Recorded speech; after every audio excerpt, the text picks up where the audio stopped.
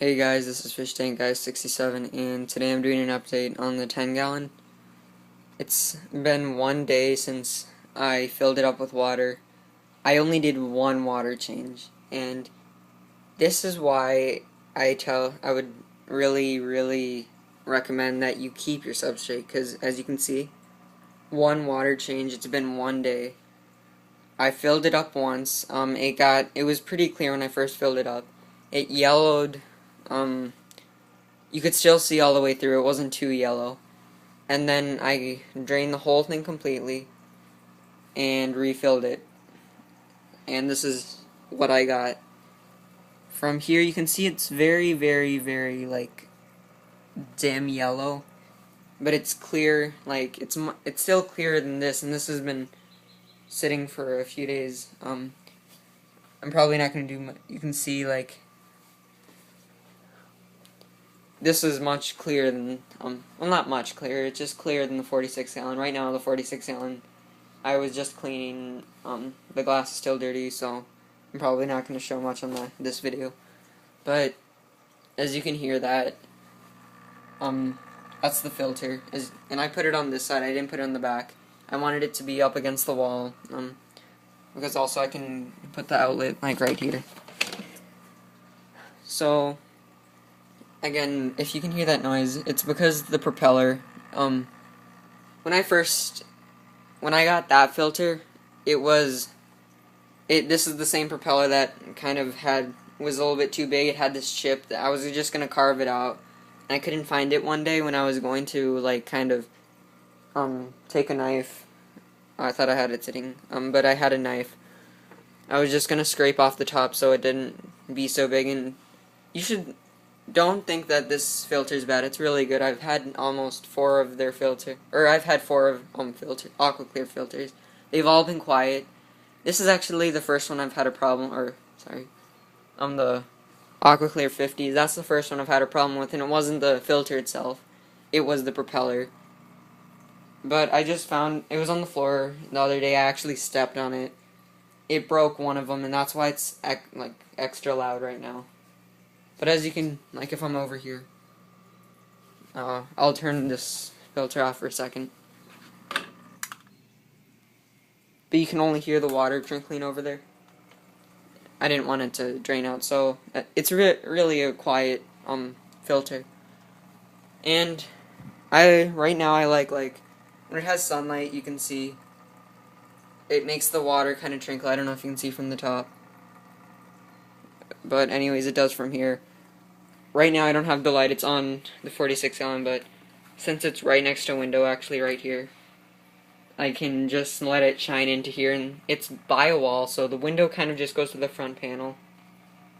So it doesn't, in this corner, like only that, it goes a little bit dimmer. So right now, since I don't have much money, I'm just going to use the window as my light source.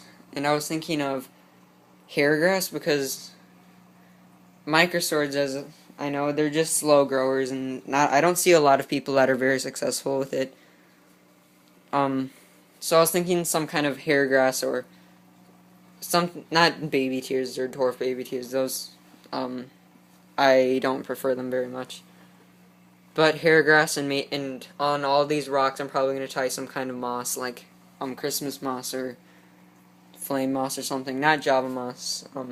I think that's it grows too fast, takes over the tank.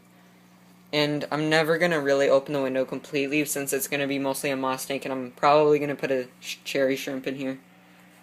And I might, if I've heard a mono shrimp can't breed in a freshwater tank, and I have a mono shrimp in here. They're probably on this rock right now.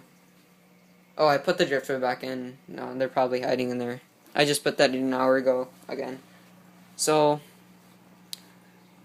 yeah, I was thinking just some kind of moss with a bunch of cherry shrimp, and I've heard a mono shrimp needs salt to breed, so I'll see if I can do something about that, because I wanted to try breeding, but I think that might be hard. I don't know if they're very hard to breed. I just know they can't breed in freshwater. So, this is probably going to be a shrimp tank, maybe like one fish, or a few small fish. or some kind of rock dweller, I don't know. So, that's practically all that's happening with this. I don't like the substrate, but it's all I had. At the moment, you can see it's not too big, but it's not too fine. Like right here, you can see, and kind of, you can see some little ones and some fairly large. And then coming back to here again, I'm cleaning it, so it's really dirty right now. It's because I made a big mess with water. It spilt over. That's why I guess you can't see it on the glass very much, but like right there, and in person the glass looks really dirty. I don't know if you can see it on the camera, but that plant is not growing much. It's growing more, as you can probably see. I'm thinking of buying plants online instead, because the only local stores are like PetSmart and Petco. There's one store that's far, like 30-minute drive, and my parents don't like going there very much because it's a long drive. So if you have a PetSmart nearby, you probably know they're not very good with selling livestock, or at least in my opinion. So I've found this website that I think you should all check out if you're watching this and you want quality plants. I think it's just called aquariumplants.com. It's very self-explanatory, simple. But it's just a website. It practically has all of the plants of, like, if you type in any plant, you can probably find it. It has a very wide selection at the cheapest price I've found. Like, cheaper than any online store for plants. And they have cheap shipping rates. And what I read, they have a lot of reviews. And you read a review on the plant, they're all very good reviews. I see very few bad reviews. So I'm probably going to try that out for the price, because $7 for a pot of baby tears in my store, and then it's only $3 for a pot of baby tears in online plus shipping. So it's either the same price or cheaper. In large quantities it would be cheaper. So I think you guys should check that out, and I'm probably going to try it and see how it does. They sell mats too, very cheap. And that's probably where I was going to buy my microswords for this tank, because they sell very large, thick mats, like 1 foot, but it's very, very, very thick and healthy, as what I've read.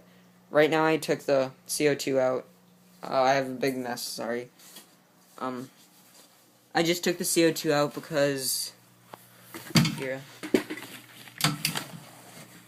so I didn't want to show you much of my room. I was going to try something different, but I ended up not. I switched out the hosing to CO2 resistant hosing. I don't really know much of a difference between it. Like, I didn't really know any CO2 can escape. It's not any more expensive. It came with the ladder. But I took that out, and also with well, I took the ladder out because I'm not using it. Don't need it. Right now, I'm kind of taking things a little bit slower than I'd like, with buying plants especially. But what I was thinking of, instead of this Anubias, I'm probably going to move this somewhere else. But I was thinking of Anubias Petite, because it's smaller, and that's a bit large. And it looks like it might... It's a little bit big than my last Anubias that I had. It might be just because it's new and it's not adapted to my water and everything. But I wanted to try Anubias Petite right here on this driftwood, going all along the back and kind of where that one is. That kind of thing. With this crypt, if it doesn't grow much, I don't know if I have the right name, so please, if I'm wrong about this being a crypt, you can please leave a comment and tell me if you know what it really is, because it doesn't seem to be growing, or maybe it's just a slow grower. But that's with the plants, and I wanted microswords in the bottom, as I've already told you. Sorry, I have a turkey baster. I was cleaning the tank. I made this video when I thought of making this video, so I use that to kind of like brush things around, and like the heater, it has dust and stuff. And I wanted right here Ludwigia, narrow leaf Ludwigia, growing up like that at a, I'll try, like at a slant, and then it goes to the bottom with maybe, like, I've heard, what is it called, stargrass? I was thinking of a little bit of stargrass there and there with a Indian sword or some kind of red plant like lotus. But again, I kind of don't have money at the time. And since I found aquariumplants.com, I think that's the name. It's just plant. You can probably just type in plants on Google and you'll probably find it. That's how I found it. It was the first thing that popped up, so, or aquarium plants. So, I'm thinking of just buying one mat of microswords after I buy the light, and I'm thinking of getting the light next week. So it's probably going to come in 2 weeks because shipping. You probably know that. And actually, the shrimp are out if you can see them. And they kind of graze on that rock, and this one's on the driftwood, and you can see it has like a chunk. No. That one's a little bit smaller, but they've been molting this week because I've been finding a lot of their skeletons laying around. Like pieces of it. And I siphoned it out. Oh yeah, sorry. I just started going on, so that's it for the video today. It's just an update on both of the tanks so far. And if you like the video, please like it and subscribe. Thanks for watching. Bye.